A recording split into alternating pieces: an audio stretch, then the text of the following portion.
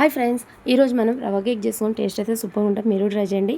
ఒక బౌల్ తీసుకొని 1 కప్పు రవ్వ, 1/2 కప్పు చక్కెర, 3/4 కప్పు గోరువెచ్చని పాలు వేసుకొని కలుపుకొని పక్కకు పెట్టుకొని 10 నిమిషాలు.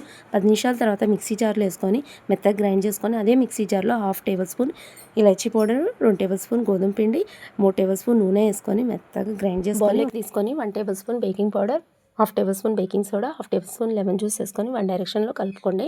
రిబ్బన్ కన్సిస్టెన్సీ వచ్చినాక ఒక కేక్ బ్యాటర్ వేసుకోండి. కేక్ గిన్నెని తీసుకొని ఆయిల్ చుట్టంతా అప్లై చేసి పొడిపిండి చల్లుకొని డస్టింగ్ చేసుకున్నాక కేక్ బ్యాటర్ వేసుకొని ప్రీ హీట్ కోసం 10 మినిట్స్ ముందే స్టవ్ మీద ప్యాన్ పెట్టుకొని హీట్ చేసుకున్న మూత తీసి కేక్ టిన్ పెట్టుకొని బేక్ చేసుకోండి. లో టు హై ఫ్లేమ్లో 30 to 40 మినిట్స్. బేక్ అయినాక కేక్ బయటికి తీసుకొని చల్లారిన ప్లేట్లో తీసి పెట్టుకోండి. క్రీమ్ తయారు చేసుకుందాం. స్టవ్ మీద గిన్నె పెట్టుకొని 2 కప్పుల పాలు పోసుకొని బాగా మరిగించుకోండి.